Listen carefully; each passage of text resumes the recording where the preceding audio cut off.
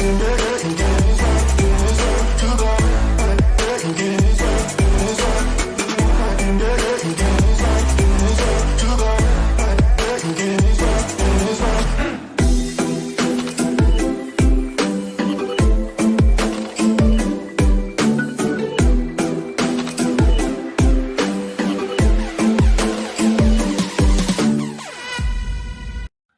what's up, everybody? Welcome to the Leadership Download. My name is Travis Van Duzen. I'm here with my friend Cameron Singh. And today we're going to drop in to kind of do a short video or talk with you on the subject of next level leadership. But today we're really going to be touching on the subject of what is blocking you from that next level of leadership or that next opportunity that you're trying to get to in your life, your career, whatever stage of life you're in. You know, one of the things I've noticed in my career is while there's a lot of reasons to want to be a leader, there's just as many reasons to not want to be a leader. And there's unfortunately a lot of things that often get in the way of us becoming the leader that we want to be. Our success is being hinged on a few things that often always go wrong or can be very challenging for us. So we want to talk about 4 of those and really kind of address them kind of one by one really quick for you in this talk today. The first one we want to talk about is so we're talking about things that block us from reaching our highest leadership potential. The first area that we really face this is in our public opinion. Often what happens is we get too wrapped up in worrying about what people think of us. We just get too concerned about what others are saying, and we lose focus on what leadership is really all about. Cameron, have you ever experienced this situation where, you know, public opinion tends to like throw you off or maybe makes you retreat a little bit? Yeah, it's just something that I still can't get over with because when you walk into a room, that's the first thing that I know it goes on my mind is like, what is this person thinking of me? What does the people in this room think of me? Do they think I'm good? Do they think negatively of me? And then what it does, it starts shaping your decision making. Okay, now I'm going to make these certain decisions to make sure that people are happy. But realistically, you cannot. When you're in a leadership role, you have the task to run the business that you're in. You have the task to, there's goals of the company that you have to reach, and sometimes you're not going to be able to satisfy the 100% of your team. Our goal is to look after them, of course, and hold them accountable. But we always have to make sure that we're not getting too emotional and start thinking about, what people think of us. I mean, it's always going to cross our mind, though. Yeah, I know one of the things that we often struggle with is with kind of public opinion is like you said, Cameron, is worried about what people think. But you know, often one of the challenges as being a leader is we are tasked sometimes with making change or instituting change into our companies or to our organizations, and often that can sometimes come with some very negative public opinion. So I love the quote. I can't remember who to attribute this to, but you know, it stuck with me. You know, it says this: if I was here to please you, I would sign up to be a clown. Leaders are there to lead, not to entertain you, not to make you happy or to make you feel like everything is going the way you want it to be. We're not here to please people per se.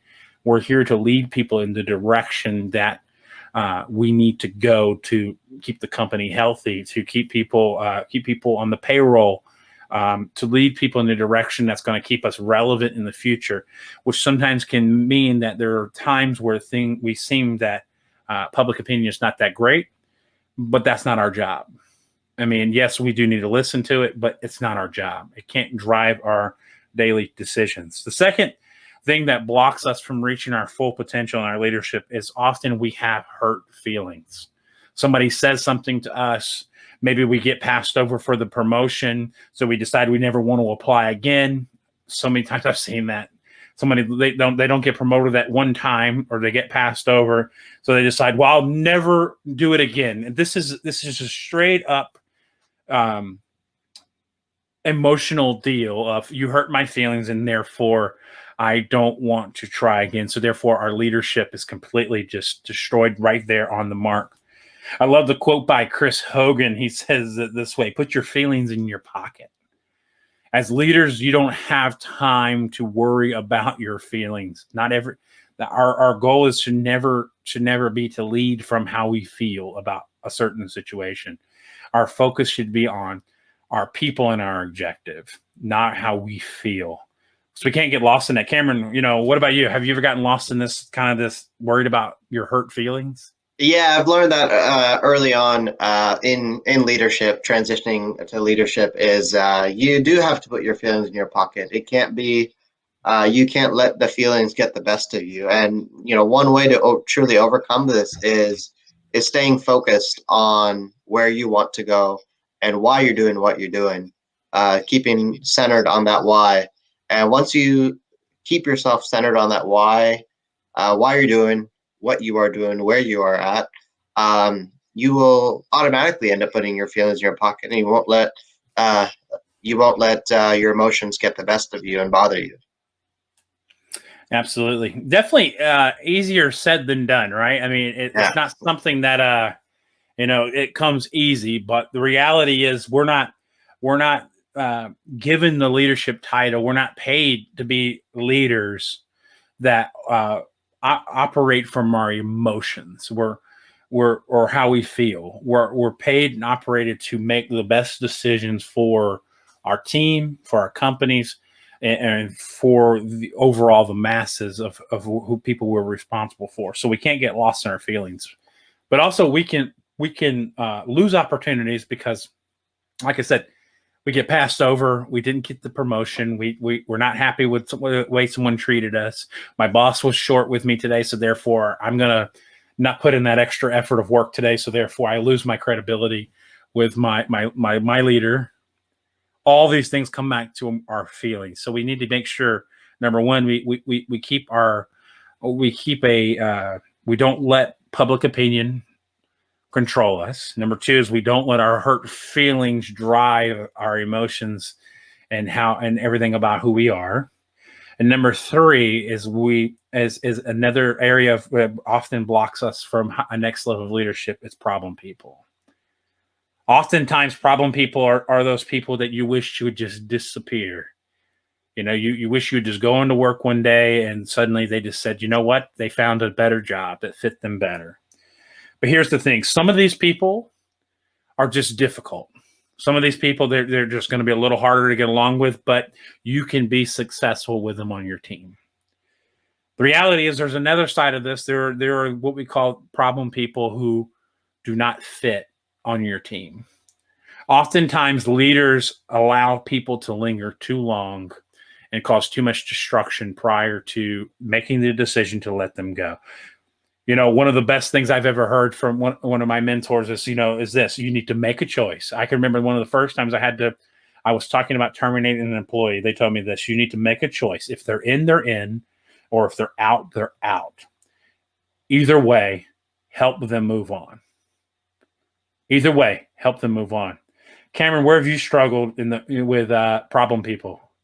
Problem people. Well, I've encountered quite a few problem people along the way so far, and truly, when you have those problem people, sometimes it's good to have those quote unquote problem people that are your devil advocate, where they challenge you. That's a good problem person to have. But really, when you have that real problem person, is when they just, like you said, they don't have their life together and they're just a complete mess. They don't fit with the team. And really how I see it is your problem people eventually manage themselves out. They terminate themselves. They are the ones that fire themselves. It is. We have to make the hard decisions, but we have to look for the the best of the organization or in whatever atmosphere that we may lead in. Um, yeah. No, I like what you said there about them weeding themselves out, and I think that's true. If your leadership style is very much very transparent and has candor and honesty, if you're holding your people accountable, those problem people will naturally weed themselves out. They'll realize that they can't meet the standard or they don't want to meet that standard, and therefore they'll find another place to go work. They'll go find a culture that fits what they're looking for. And see, that's what's great about the workforce is there's lots of places to work, right? Just because someone doesn't fit your culture doesn't mean they can't go somewhere else and do amazing. I've seen that happen where people have left one industry to go work in another industry, and suddenly they're like a new person, new opportunities. Everything expands for them. It fits their mindset, it fits their culture, what they're designed to do. But I think the main thing is we need to set those expectations and then do ourselves and do them a favor of making a choice of whether we want them in on the team or off the team. If we want them on the team, we're devoted to developing them and making them the best possible, best person they can possibly be. If they're off the team, get them off, get them sent on to somewhere else and move on. Don't let them sit there and let it fester and just build up and cause and create an environment of chaos or allow it to block you from wanting to move up because you don't want to deal with those issues. So we've gone through so far, we talked about, don't let public opinion, sway your decision-making or allow your hurt feelings to drive your leadership style or block you from moving forward, or letting problem people stand in the way of you being the best leader you can be. And the last one we're going to talk about is criticism. Often this is the one that ends up being the biggest problem. And there's a difference between public opinion and criticism. Criticism can come in a couple different forms. Public opinion is just what people generally are saying about you. Criticism tends to come more direct.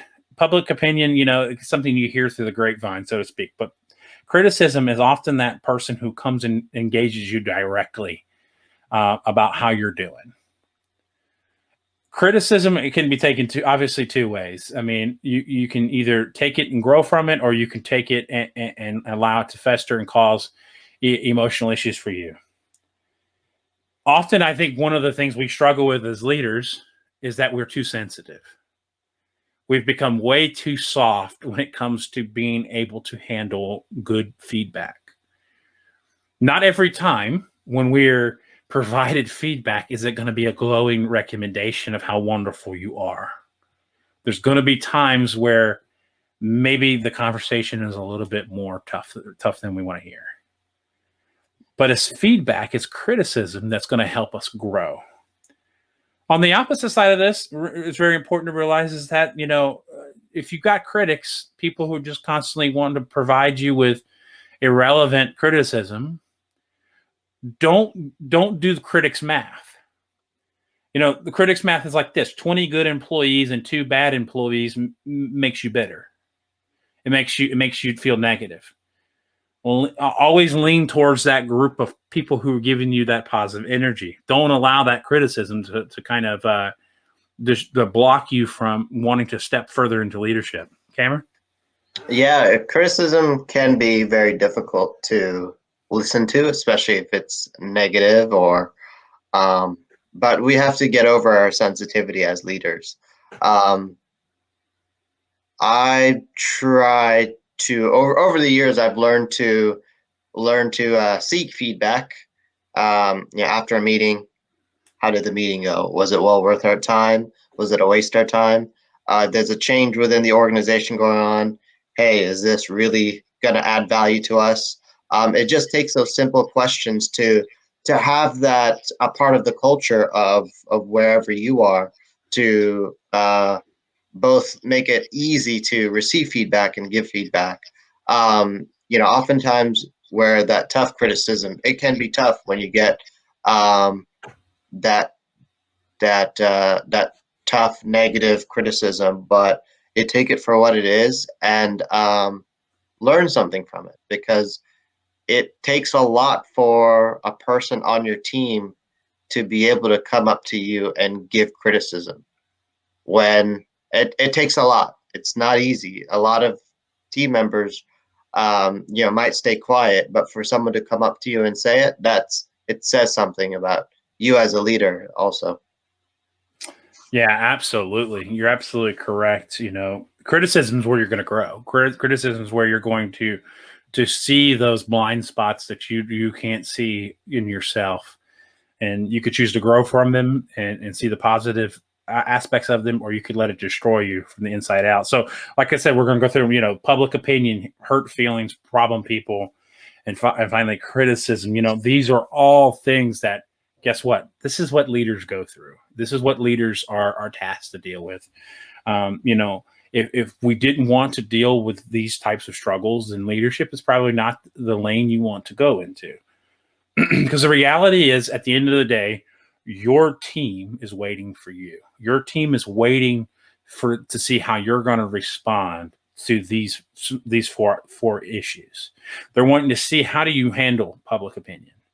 When a company is going through a major transition and your leadership team is looking at you to see, how are we going to move this? How are we going to respond to this? And you respond very, very well to the challenge. Guess what? Your team will move forward with confidence, knowing that the leader, the person in charge, is confident in where we're moving. But when things are hard and public opinion comes and you panic, or you retreat and you don't respond in a confident way, well, guess what? Your team panics, and then suddenly they're thinking they're unsure of whether you've made the right decision for them. So we have to understand, our team is completely dependent on you. And if you can't handle these things, then leadership is not for you. So we have to get over these things quickly. Anything you want to add, Cameron? Yeah, and this happens with experience. You're not going to build that, as you call it, the term called tough skin, overnight. It's going to take some experiences where you get that negative public opinion, where you get that criticism, where you start dealing with those problem people, where you start getting hurt, and it comes over time, where you start slowly but surely building that tough skin. But it's not going to happen overnight. Absolutely. So the reality is, your team is waiting for you to step up or step away. Those are your two options. I love the way Chris Hogan puts it here. He says, you can pout, you can hide, or you can go to work. You make the choice. We as leaders don't have the ability to choose when we want to lead. We can't be fair weather leaders. We can't want to lead on the days when things are going well and want to pass it on to someone else when things are not going the way we want them to go. We have to understand that we will, as leaders, we will have good days, we will have bad days. In fact, John Maxwell says it this way: there are no good 2 consecutive days in a leader's life. Mm-hmm. Leaders are there to fight the issues. I was speaking with a supervisor that's under my leadership a couple of days ago, and he was kind of beginning to kind of vent and complain about the fact that he's had to deal with some troubling employees, and things are not going right. And I looked at him and I just smiled. I said, "Look, problems are job security for us as leaders. If there is no problems, if there is no public opinion, there is no hurt feelings, if there is no problem people, there is no criticism. If there's no need to have someone who can get past all that and keep leading the team, then we're not needed anymore. There's no relevance for leadership anymore. Mm-hmm. We are there because there is a problem, because there is issues that need to be solved.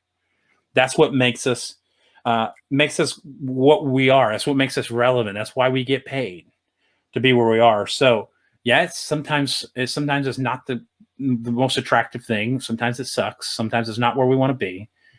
But understand, that's what leadership is. Sometimes it's a grind. Sometimes it's a struggle. Cameron, closing thoughts? I think just the overarching theme here. I just saw the question. What is blocking you from the next level in your leadership? Really, to overcome all this is truly having that confidence in your ability to lead your team. Confidence, of course, that builds over time as well. But once you're instilled with confidence, you can take on anything. having the confidence to take on public opinion, get over your emotions. That's what is a key trait as a leader to have to get to that next level and stretch your capacity as a leader.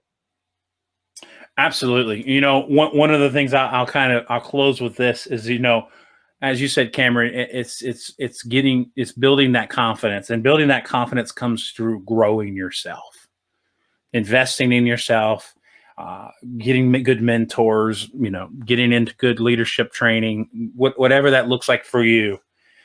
But here's the thing.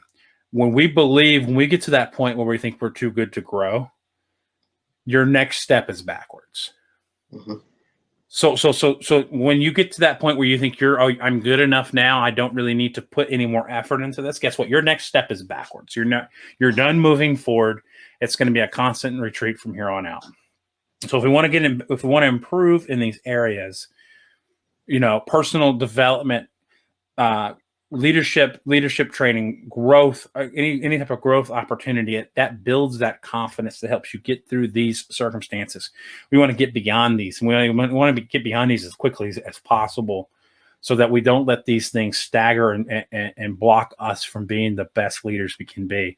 So, guys, we thank you so much for joining us, and we'll catch you guys in the next episode. Have a great night. See ya.